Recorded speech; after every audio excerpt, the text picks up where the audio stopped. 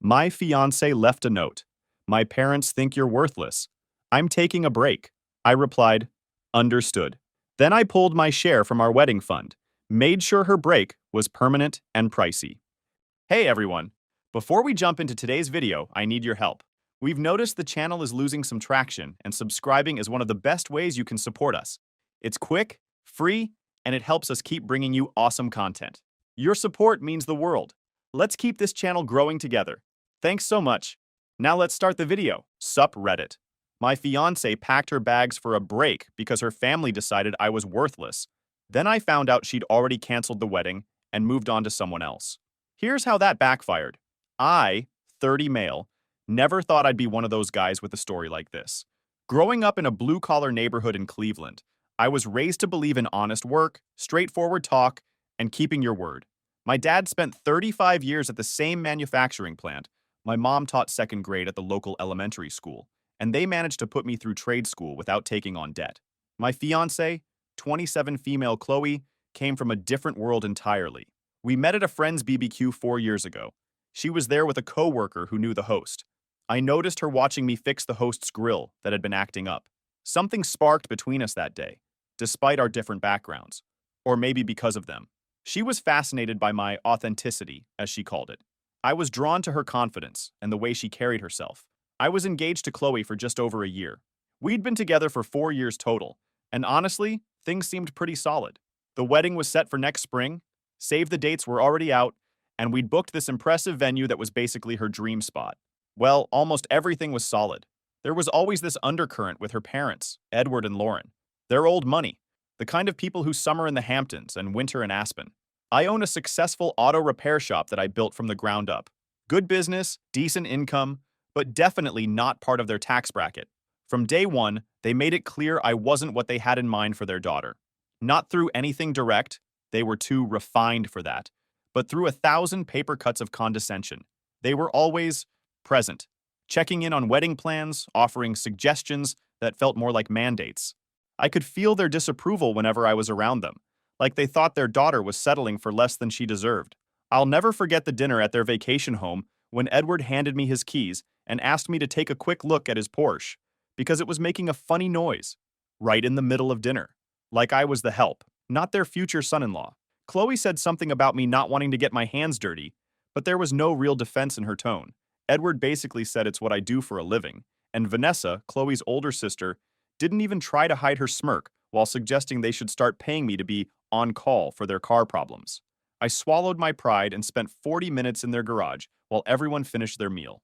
When I came back in, Lauren had the nerve to offer me a plate she'd kept warm, like it was some kind of favor. Nobody acknowledged how fucked up the whole situation was. When I got home that night, I told Matt about it.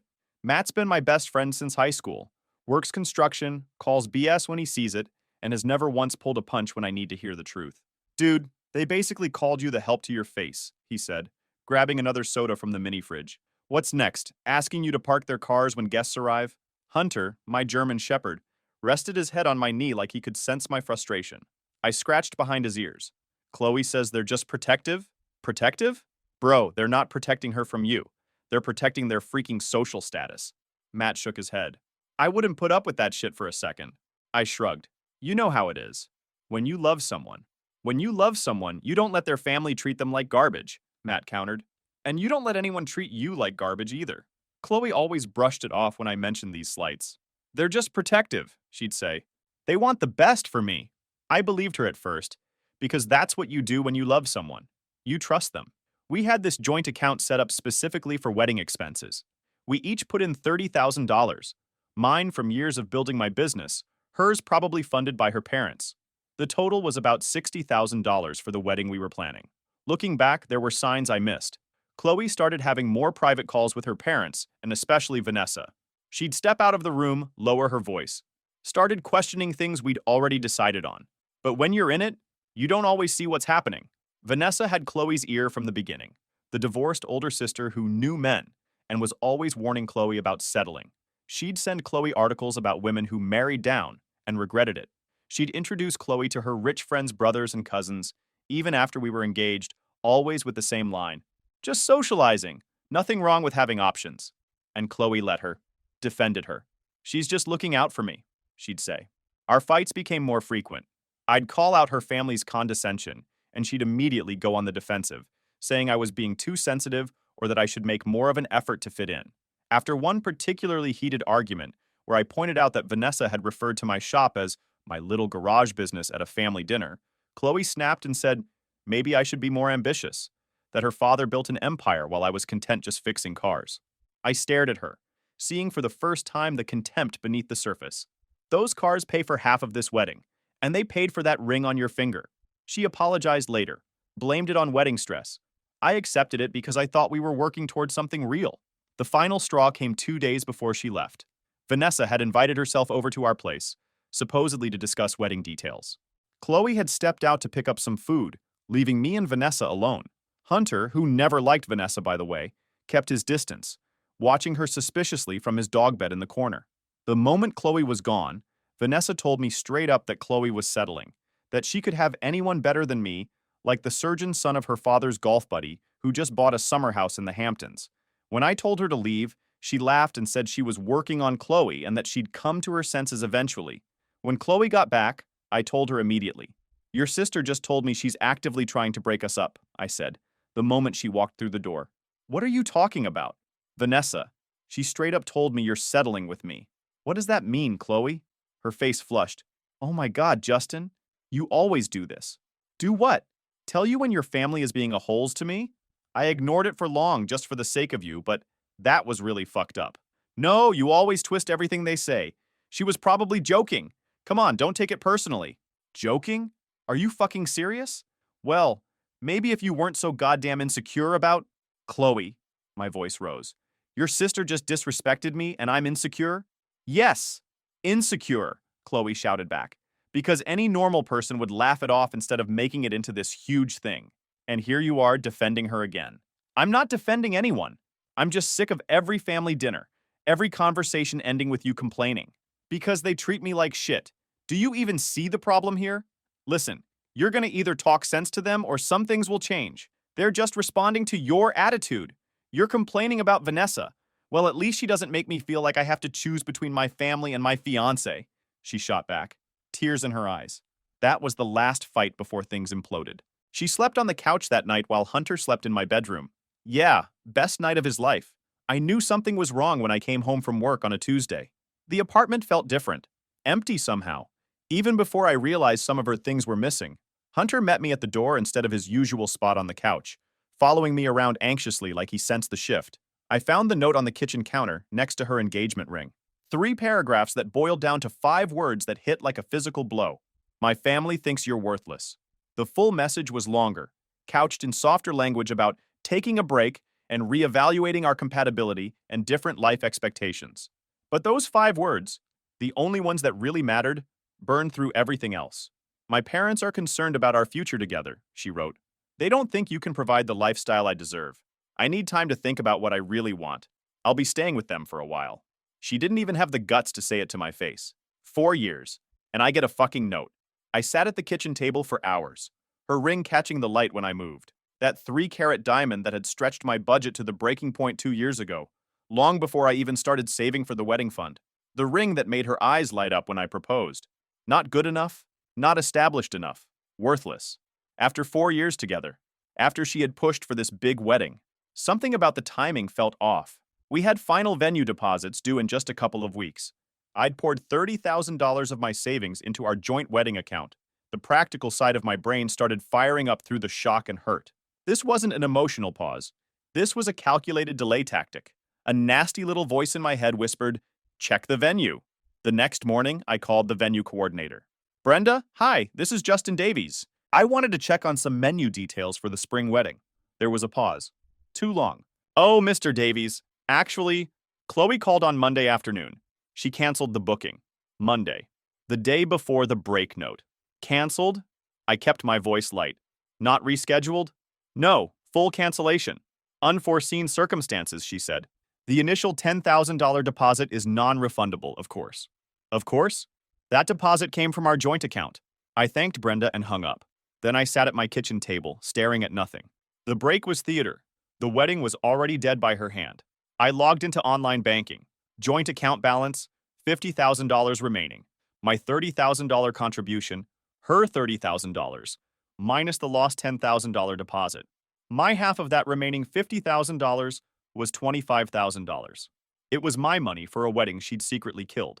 I transferred my $25,000 out. Clean, simple, fair. Then I texted her, Chloe, just found out from the venue you canceled everything on Monday before your note. So the break is permanent. I've withdrawn my share of the remaining funds from the wedding account. Seems fair since there's no wedding. Hope you find the lifestyle you deserve.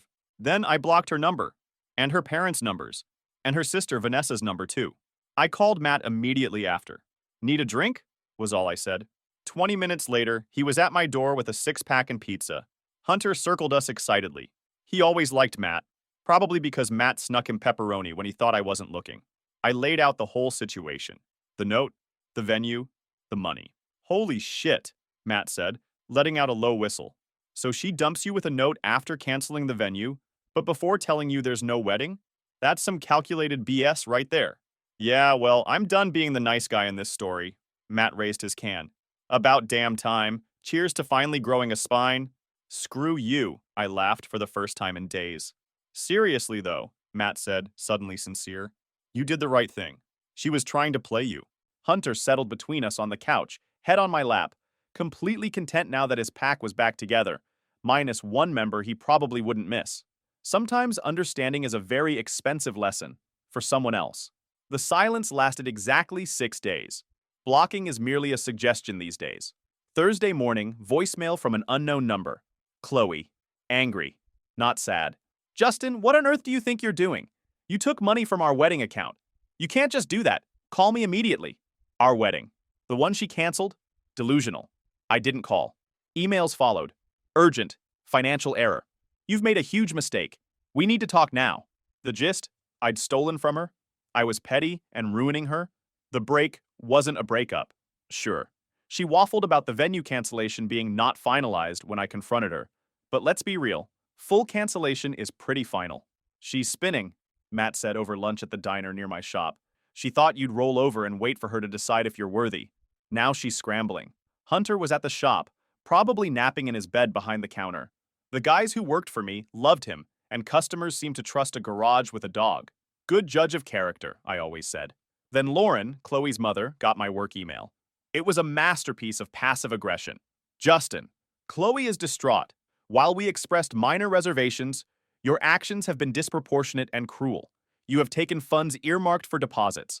Chloe is now in a terrible position. As a gentleman, you should rectify this oversight at once. Rectify this oversight. Love that. As if I accidentally tripped and my money fell out of her account. The $10,000 venue deposit was already gone.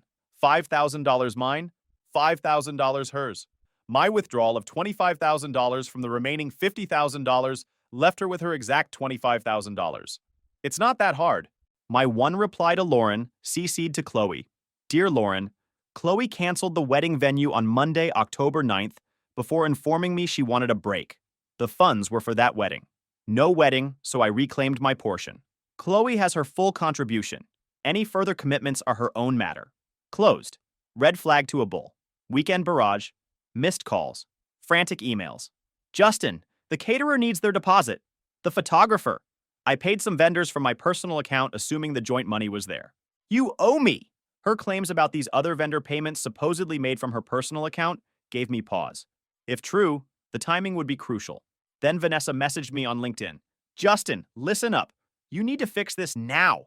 Chloe's hysterical, mom and dad are livid, and I'm tired of dealing with this drama. Give her the money back and stop being such a jerk. It's just money, and God knows you need to do the right thing for once. It's just money. Easy for her to say. Daddy's company had been paying her consulting fees for years for work nobody could actually describe. Man, the entitlement is off the charts, Matt said, scrolling through the screenshots I'd sent him. Bet they've never heard the word no before. They're hearing it now, I replied. Saturday night, looking at an old photo. We were happy. Felt like a fool. A flash of regret. Then I remembered the note. My family thinks you're worthless. The cold returned. Hunter sensed my mood and pushed his head under my hand, forcing me to pet him. Good therapy, that dog. This is about facts, not emotion. She made choices. She's facing the price tag. 3 weeks passed and things escalated. Not by me, I was Switzerland. Cool, calm, and collecting receipts. Chloe and the Hawthorns, Edward, Lauren, and Vanessa as a tack dog, had doubled down. Dirty tricks, social media vague booking, Chloe's sad, cryptic posts, trust betrayed, picking up pieces. Amelia, her friend, cheering her on. He never appreciated you anyway. Annoying, but ultimately hot air. You know what kills me? Matt said as we were working on his truck one weekend. They act like you're the villain when she's the one who pulled the rug out. That's how they see the world, I replied, sliding out from under the truck.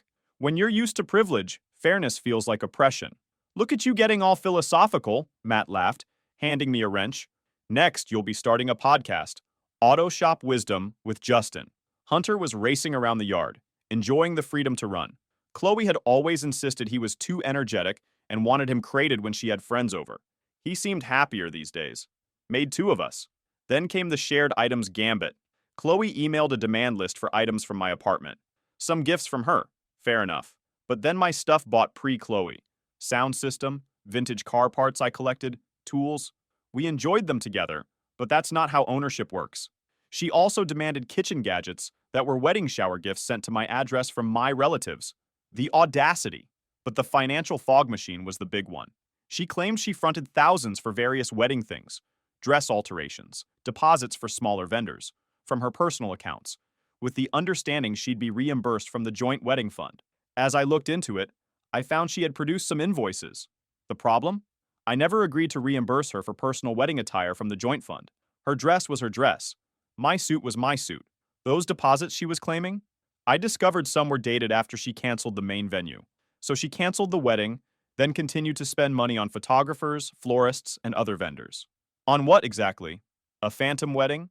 Or more likely to create financial obligations she could later pin on me while she bought time with her break story. She was also demanding I pay half the cancellation fees for vendors she booked and she canceled, including the main venue's $10,000 non-refundable deposit. She conveniently forgot that $5,000 of that lost deposit was my money already. She wanted me to pay another $5,000, so she'd be whole, and I'd be out $10,000. The math of the truly entitled is a special kind of creative accounting. Her parents backed her. Lauren called my mother. My mom listened and basically told Lauren that Chloe made some decisions without consulting me and is now upset about the consequences. That conversation ended quickly. Go, Mom. Vanessa left sanctimonious voicemails saying I was jealous that Chloe comes from money and I don't, and that a real man would step up and do the right thing. A secret wedding cancellation is me being petty. Okay, princess. The harassment continued. The Hawthorns couldn't believe their precious daughter was facing actual consequences, so they ramped up the pressure. Edward called my shop directly, getting one of my mechanics on the phone. The poor guy came to my office looking confused. Boss? There's some angry dude online once saying he's your almost father-in-law and demanding to speak to you? I took the call in my office. The door closed. Edward didn't bother with pleasantries. Justin, this has gone far enough. You've made your point. Chloe is very upset. I'm sorry to hear that, I said, trying to keep my voice neutral. But I'm not sure what you expect me to do about it. You know exactly what. The money. Return it, and we can all move forward. I almost laughed. Forward to what exactly? Chloe canceled our wedding without telling me, then left me a note saying I wasn't good enough for her. There's no forward from that. She was confused. Under pressure. Weddings are stressful, and she made a mistake. But you're punishing her financially, which is spiteful and beneath you. Edward, let me be clear. The money I took was my contribution to our wedding fund, a wedding that no longer exists because your daughter canceled it. I didn't take her money. I took mine. He sighed like he was talking to a particularly dense child. Look, son, I'm not your son, and I never will be. Fine. Justin, be reasonable. Chloe has expenses, commitments she made in good faith. After she canceled the venue. That's not good faith. That's manipulation. This isn't going away, Edward said, his voice hardening. We have options. Legal options. Go for it, I replied, surprised at how calm I felt. Document everything. I have. The call ended with Edward threatening vague consequences. Later that day, I got another email from Chloe, this one with a spreadsheet attached showing all her outstanding wedding expenses that she expected me to cover half of. The total came to just over $21,000. I forwarded it to my lawyer without replying. That night, I took Hunter for a long walk through the neighborhood. The cool evening air felt good. I found myself thinking about what Matt had said earlier that week. You know what this is really about, right? He'd asked. It's not the money. It's that you're the first person who ever said no to her. He was right. This wasn't about $25,000. This was about control. The next phase of their attack was more targeted. They started reaching out to people in my circle. Matt texted me on a Wednesday morning. Dude, your ex's sister just called my work asking for me. How the hell did she get that number? They'd found my business's Facebook page, where Matt had once tagged himself working on a restoration project with me. From there, they'd tracked down where he worked. What did she want? I asked when we met up later. To get dirt on you, Matt said, shaking his head. Wanted to know if you had a history of being financially controlling or if you'd ever shown signs of instability. Told her to eat dirt and hung up. They contacted two of my other friends the same way. One hung up immediately. The other stayed on the line long enough to tell Vanessa exactly what he thought of her and her family's tactics. Then came the reputation attack. They reached out to a few of my business clients, implying I was unreliable and unstable. Fortunately, most of my customers had known me for years and immediately let me know what was happening. One of my oldest clients, a fleet manager for a delivery company, called me directly. Justin, got a weird call about you today? Woman claiming to be your ex's mother? Said I should reconsider doing business with you because you're in some kind of legal trouble? What the hell is that about? I explained the situation briefly. He laughed. Well, that backfired on her? Just signed off on getting those 3 new vans serviced with you instead of the dealer. If they're trying to mess with you, you must be doing something right. The last straw was when they called my parents. My dad, never one for long conversations, simply said, My son is an honest man. Your daughter broke his heart. You should all be ashamed, and hung up. My response to all this? Documentation. Every email, voicemail, every text message from before the break. My own bank statements proving my wedding purchases. Confirmation from the vendors I dealt with that no contracts were solely my responsibility. Quick chat with a lawyer. Showed him the timeline. The joint account agreement, a simple one thankfully, stating funds for mutual wedding costs. Proof of my contribution and withdrawal. Venue cancellation confirmation. His take. You're in the clear. The money you took was verifiably yours, intended for a purpose she unilaterally nullified. Subsequent spending or cancellation fees are her problem. He said, She's trying to push you. Don't let her. Good advice. Smart move with the lawyer, Matt said, dropping by the shop with lunch one day. Hunter immediately abandoned his post at the door to greet him. Traitor. Cost you what, a couple $100? Worth every penny for the peace of mind. Yeah, well, you can thank your brother-in-law for the referral. Mike said he was happy to help. Said guys like you get screwed in these situations all the time because they try to be nice. Not this time, I said, taking the sandwich he offered. The expensive part for Chloe was already happening. She was on the hook for several non-refundable deposits she paid, after canceling the main venue, but before the break talk. Deposits she kept making to build a paper trail of expenses while she figured out how to squeeze more money from me. The photographer, the fancy cake lady, the string quartet she absolutely had to have for the now non-existent ceremony. Those vendors wanted their cancellation fees, and they were looking at her, not me. I hadn't been aggressive. I hadn't slandered her. I just stepped aside, pulled my support, pulled my money. It's fascinating, really, how quickly we and us became me when the free ride ended. My resolve was solid. She wanted a break. She got one. A permanent, financially inconvenient one. The worthless comment still stung sometimes, late at night. But then I looked at the growing file of her increasingly unhinged demands and thought, yeah, I'm good enough to not put up with this. 1 month later, and it was enlightening. The entitlement reached its crescendo. Then finally the music started to fade. For them anyway. For me, it's been a period of calm, firm lines in the sand. The dirty tricks continued for a bit, then sputtered out. Chloe, through her father Edward this time, actually had a lawyer send me a letter. It was full of bluster. Misappropriation of joint marital funds. We weren't married. Emotional distress. Breach of promise to marry, the one she called off. It demanded I return the $25,000 I withdrew, plus an additional $15,000 to cover her losses from canceled vendors and damages. So $40,000. Ridiculous. My lawyer sent back a very polite, very factual 2-page response with the timeline, bank statements, and a reminder that her contracts with other vendors were her responsibility, especially those incurred after she'd already secretly canceled the primary wedding arrangement. We never heard from their lawyer again. I guess even he realized he couldn't polish that particular turd. Edward probably wasn't too happy about paying legal fees for that dud. The social media vague booking also fizzled. I think some of her friends, maybe even Amelia, started to piece things together. or just got bored of the drama. Amelia, who had been liking and commenting on all of Chloe's passive-aggressive posts, suddenly went radio silent. When your sob story doesn't result in cash, people lose interest. Then came the somewhat pathetic confrontation. Chloe managed to get me on the phone, unblocked her for a day out of a weird sense of curiosity. Big mistake, or maybe not. It was clarifying. She went straight to the victim act, wailing about how I'd ruined everything and how she's in debt with vendors hounding her. When I asked who canceled the wedding venue secretly, she claimed she was under pressure and confused, but that I didn't have to be so vindictive by taking all that money. When I pointed out it was my money for a wedding, she decided wasn't happening. She said a real man would have covered those expenses for her. To be a gentleman. I told her a gentleman, by her definition, sounds like a doormat with a bank account, and that's not me. When she started crying about how much this has cost her, I told her it's cost her exactly what her choices have incurred. A week later, Vanessa tried an ambush at a coffee shop I frequent. She strode over, designer purse swinging, all puffed up, and started hissing about what I've done to her sister. I didn't even look up from my laptop, just told her there's nothing to discuss. Her sister made choices and is living with them. I suggested she and her parents help Chloe sort out her finances since they were instrumental in her decisions. That's when she dropped her little bomb. Chloe was already upgraded to Richard, the surgeon's son of her dad's golf buddy. Apparently, they'd been seeing each other for weeks, starting right after she left me, and he was already talking about helping her with her debt. That's what a real man does, Vanessa said smugly. I just told her good for Chloe and hope Richard knows what he's getting into.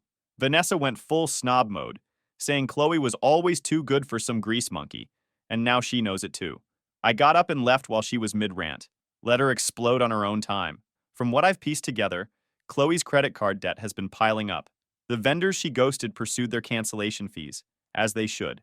Her parents are helping financially, but I guarantee it comes with a lifetime supply of "I told you so," and "How could you be so foolish?"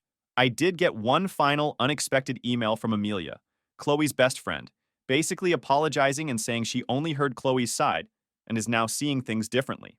I didn't reply. While all this drama was unfolding, I focused on what actually mattered, my business. The auto shop had been doing well, but I'd been so caught up in wedding planning and Chloe's family drama that I'd put some expansion plans on hold. With the $25,000 back in my account and no wedding to plan, I had both the capital and the mental bandwidth to make some moves. I hired another mechanic, invested in some new diagnostic equipment, and started offering specialized services for European cars, something I'd wanted to do for years. Turns out the customers with Porsches and BMWs who don't want to pay dealer prices are happy to find a skilled independent shop. Ironic, considering how Chloe's dad had treated me over his precious Porsche. The new direction was paying off. Revenue was up 22% compared to the same quarter last year. My guys were getting specialized training, and word was spreading. I even had to start turning away some work, because we were booked solid 3 weeks out. Matt stopped by one afternoon when I was going over the books. Hunter greeted him with his usual enthusiasm. "Looks like you're doing all right for a worthless guy," Matt said, glancing at the spreadsheet on my computer. "Turns out being single is good for business," I replied. "Who knew?" "You should send Chloe a thank you note," he joked. "Dear Chloe, thanks for dumping me so I could focus on making actual money instead of planning ways to impress your awful family." I laughed. "Yeah, I'm sure that would go over well." "Seriously, though," Matt said, leaning against my desk, "you dodged a bullet. Imagine being tied to those people for the rest of your life." I nodded. He was right. As painful as the breakup had been, it would have been worse to spend decades dealing with the Hawthorns' constant judgment and Chloe's increasing resentment. "Speaking of bullets dodged," Matt continued, "heard anything about the new guy? The surgeon?" "Not a word," I said, "and I'm perfectly happy keeping it that way." Little did I know that particular story was just beginning to unfold. It's been nearly 5 months since that last phone call with Chloe, and about 7 since my world tilted on its axis. Life moves on. It's quieter now. The anger has mostly faded. I don't rejoice in Chloe's financial struggles, but I don't lose sleep over them either. She built that bed. She's sleeping in it. From what little I hear, Chloe is still dealing with the financial fallout. She had to move back in with Edward and Lauren for a while to save money, which I imagine is its own special kind of hell for all involved. The dream wedding debt is apparently a sore subject. About a month ago, I ran into Amelia at the grocery store. She looked uncomfortable seeing me, but came over anyway to ask how I was doing. When I said I was good, she asked if I'd heard what happened. That's where she dropped the bomb. Turns out the Dr. Chloe started seeing Richard. Not actually a surgeon or wealthy, just a con artist who targeted rich families. He convinced Edward to invest in some fake medical tech startup, then disappeared with the money. They were trying to keep it quiet, but it was all over their social circle. I couldn't help but laugh. Karma's a bitch. The best part? Chloe and Vanessa had a nuclear meltdown over it. Chloe blamed Vanessa for introducing them and pushing her to leave me. Called her a toxic bitch at Edward's birthday dinner in front of everyone. They're not speaking, and Vanessa's not even allowed at family functions anymore. You can't make this shit up, Matt said when I told him over takeout. We were sitting in my backyard, Hunter chasing a ball while we talked. Almost makes me feel bad for her. Almost. The irony is unreal, I agreed. They thought I wasn't good enough, and then got taken for $500,000 by some con artist posing as exactly what they wanted. Just goes to show, Matt said. Sometimes the best revenge is just getting out of the way and letting karma do its thing. I was finishing up work at the garage one Tuesday evening when Chloe showed up, looking thinner and more drawn but still dressed impeccably. She wanted to talk. Against my better judgment, I gave her 5 minutes. Hunter, who had been dozing in his bed, immediately perked up when she walked in. He didn't growl, but he moved to stand between us, watching her carefully. Smart dog. She started with the waterworks, saying she made a huge mistake listening to her family, especially Vanessa. Said Richard was a disaster, her family's a mess, and she's living in her childhood bedroom at 30. Said she misses me and has changed. I felt nothing watching her cry. When she finished her speech about how she's learned her lesson and we could try again, I simply said, no. Her face fell. What do you mean no? I mean no. We're not getting back together. We're not trying again. There is no us anymore. The tears didn't stop, but something calculated entered her eyes. She asked, there's someone new, right? You moved on already? When I told her my life isn't her concern anymore, she got angry. The tears dried up as she accused me of being cruel after she came to apologize. You came here because your backup plan failed spectacularly, and you need somewhere to land. I'm not it. Her face hardened, and she accused me of enjoying seeing her suffer and having a vindictive streak. I told her to leave, or I'd call the cops. As she walked out, she said I'd regret this. That when I'm alone with my little garage, I'll wish I'd given us another chance. I smiled for the first time since she'd walked in. I'd rather be alone in my garage than with someone who thinks I'm worthless. Later that night, I texted Matt. You'll never guess who showed up at the shop today. His response came quickly. Princess Entitlement herself? What did she want? To try again. Said she's changed? And you said, hell no. That's my boy. Dinner Friday to celebrate your continued freedom? You're buying. In your dreams, cheapskate. As for me, the $25,000 I'd withdrawn from the joint account went straight back into my savings, where it belonged. I kept the engagement ring. It's in a safe deposit box. Maybe one day I'll sell it. Or maybe it'll just be a very expensive reminder. I've been on a couple of dates, nothing serious. I'm not in a rush. My revenge, if you can call it that, was simply to hold her accountable for her own actions. I didn't stoop to her level. I didn't engage in mudslinging. I just stated facts, protected my money, and walked away. Hunter and I moved to a smaller place closer to the shop. No point keeping the apartment we'd rented with Chloe in mind. It's just right for the two of us. I can walk to work now, and there's a dog park nearby where Hunter's made his own friends. So, yeah, life isn't a fairy tale. Sometimes the princess reveals herself to be more interested in the royal treasury than the prince. And sometimes the worthless guy turns out to be good enough to see through the deception and walk away with his dignity and his savings intact.